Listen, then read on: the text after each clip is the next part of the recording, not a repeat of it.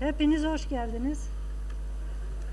Tüm arkadaşlarım adına, buradaki tüm misafirlere, basın mensuplarına, halkımıza, halklarımıza, dostlarımıza selamlarımızı sunuyoruz.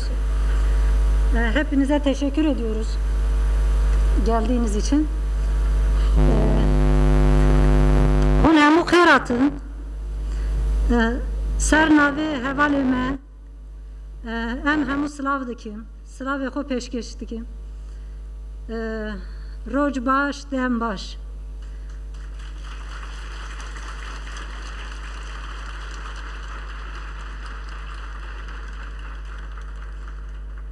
Bugün buraya Önder Apo'nun çağrısı üzerine tutumuzu ortaya koymak için bir açıklama yapmaya geldik. Huzurunuzda açıklamamızı yapıyoruz. Em serbange reber Apo hatın videre daxuyani xwe bidin. Em anha ji bo nêzîkatî xwe diyar bikin daxuyanî didin.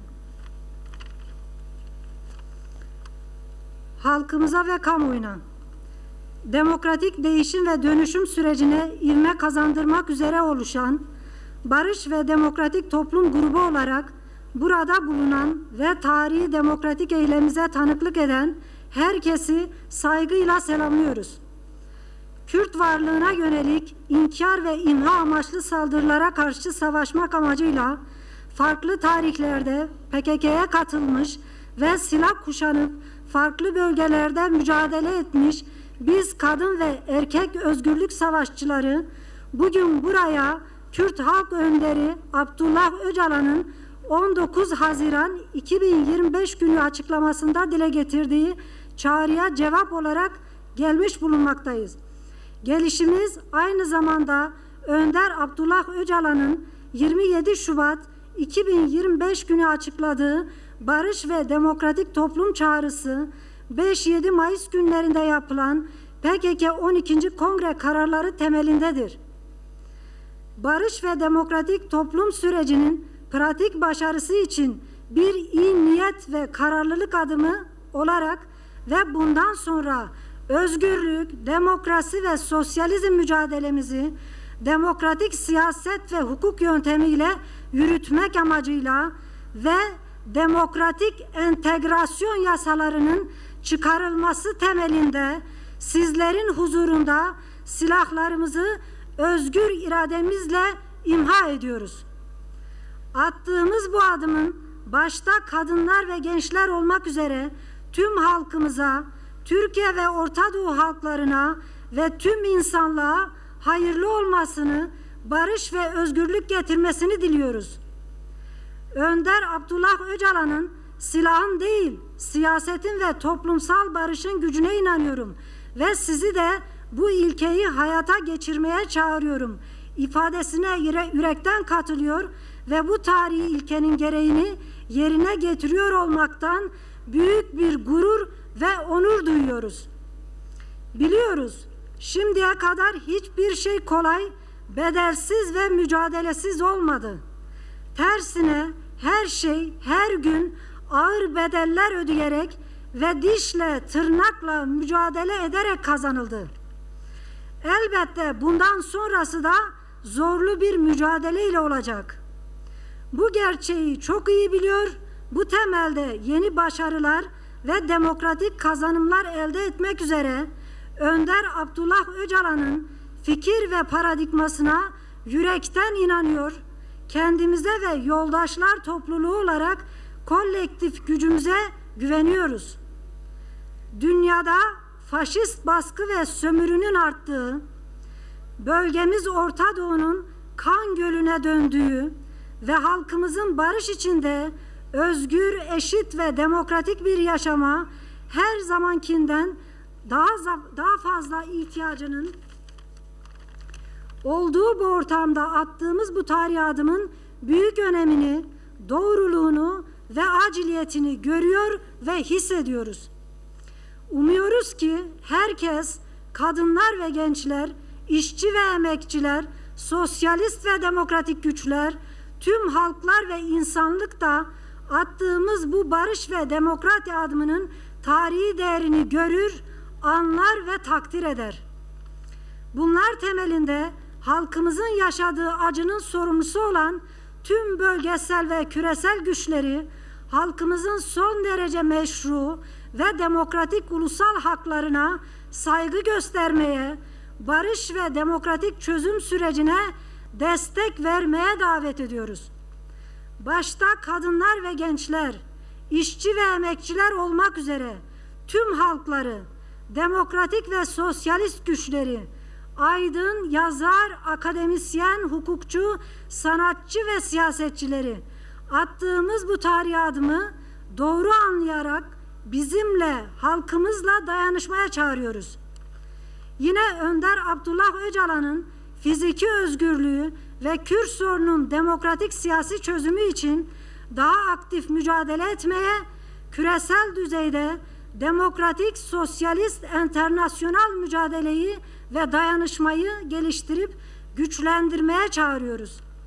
Halkımızı ve tüm siyasi güçlerini, yaşadığımız tarihi sürecin özelliklerini ve Önder Apo'nun geliştirdiği barış ve demokratik toplum sürecini doğru anlayarak her alandaki eğitsel, örgütsel, eylemsel görevleri başarıyla yerine getirmeye, demokratik yaşamı geliştirmeye çağırıyoruz.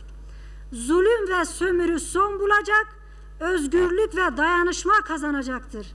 Barış ve demokratik toplum süreci mutlaka başarıya ulaşacaktır. 11 Temmuz 2025 Barış ve Demokratik Toplum Grubu.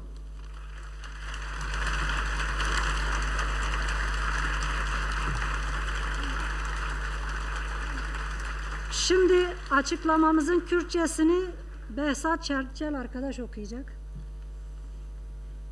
Ji bo gelê me û raya giştî li ser navê gruba aştî civaka demokratîk ya ji bo ku lezê bide pêvajûyê guhartin û veguhartinên demokratîk hatiye avakirin her kesê ku li vir amade û şahiyê da çelekiya me dîrokî demokratîk dikin bi rêzdarî silav dikin.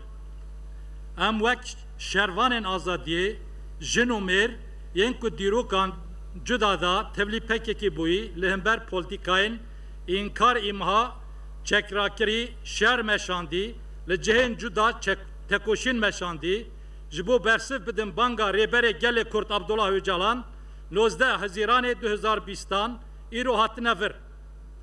Hatina me ya vir heman demê da li ser esasê banga aşitî civaka demokratîk ya rêber Abdullah Öcalan dîroka 27 Sibatê 2025 beryarên Kongra PKK danzdemîn ya dîroka 5 heftê Golanê da ye. Ji bo serkeftina pratik ya pêvajûyê aştiya civaka demokratîk weke nîşaneyekê niyeta baş û biryardarî ji bo ku tekoşîna azadî, demokrasî, sosyalîzma ji vir şonda bi rêbaza siyaseta demokratîk hukukê bimeşînin ser esasê derxistina kanûnên entegrasyona demokratîk em di huzura we da bi îradaya xwe ya azad çekên xwe îmha dikin. Hêvî dikin ku ev gava ku em diavêjin di serî da jin û ciwan ji bo hemû gelê me gelê Tirkiye rojlata navîn tevayê mirovaviyê pîroz be. Bi xwe ra aşitî û azadî bîne. Em ji dil û can tevlî gotina rêber Abdullah Öcalan ya ku ez ne biçekî bi hêza siyaseta aşitî civaka bawer dikem ku dawetê pêkanîna rêgezê dikim.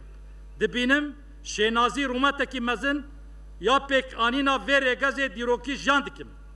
Em baş dizanin ku heta niha tişt bihesanî bê berdel bê tekoşîn pek nehat.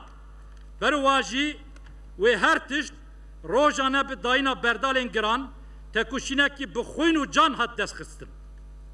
Bêguman ji vir şûnda ve tekoşîna dijwar hebe. Em vê rastiyê pir baş dizanin. Li ser vî esasî ji bo ku serkeftin û destkeftiyên demokratîk ên nû dest bixin, em bi dil û can fikr û paradigma Rêber Abdullah Öcalan bawer dikin bi warî da bi hêza xwe hêza kolektif ya rêhevalîtî bawer dikin. Di rewşa ku cîhanê da faşîzm, tondî, mêtingerî zêde dibe rojhilata navîn dibe gola xwînê, pêwîstiya gelê me ji her demê zêdetir bi jiyanekî aştiyane, azad û demokratîk heye. Em giringî rastî û lezgîniyê vê gava dîrokî da dibînin wê hîz dikin. Baweriya me ew e ku herkes jin û ciwan, karker û ketkar, hêzên sosyalîst demokratîk, hemû gelê mirovahî ji nirxê vê gavê meya aştî û demokrasiyê bibînin, fam bikin, takdîr bikin. Li ser van bingehan em hemû hêzên heremê û cîhanê ên ku bûne sebebê êşa gelê me dawetî rêzgirtina mafên rewa û demokratîk yên neteweyî gelê me piştgiriya pêvajoya çareserî û aşitî demokratîk dikin. Di serî da jin û ciwan, karker û ketkar, em bang li hemû gel hêzên sosyalîst demokratîk, rewşenbîr, nivîskar, akademisyen, hukuknas, hunermend û siyasetmedaran dikin ku vê gava me ya dîrokî da rast van bikin, piştewaniya me gelê me bikin.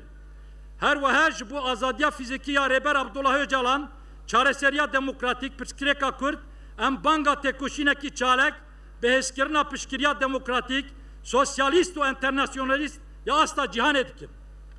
Her wiha em bang li gelê xwe hemû hêzên siyasî dikin ku taybetmendiyên pêvajoya dîrokî ya em tê da pêvajoya aşitî civaka demokratîk ya Rêbera Pû pêşxistî rast van bikin. Her qadê da erk û berpirsyariyê xwe perwerdeyî, rêxistinî, calekî, avayekî serkeftî pêk bînin, jiyana demokratîk pêş bikin. Zilm û mêtingerî wê dawî bibe, azadî û piştgirî wê ser bikeve. Pêvajoya aşitî û civaka demokratîk teqez wê bigîja serkeftinê. 11 tîrmeh 2025 Gruba aşitî û civaka demokratîk.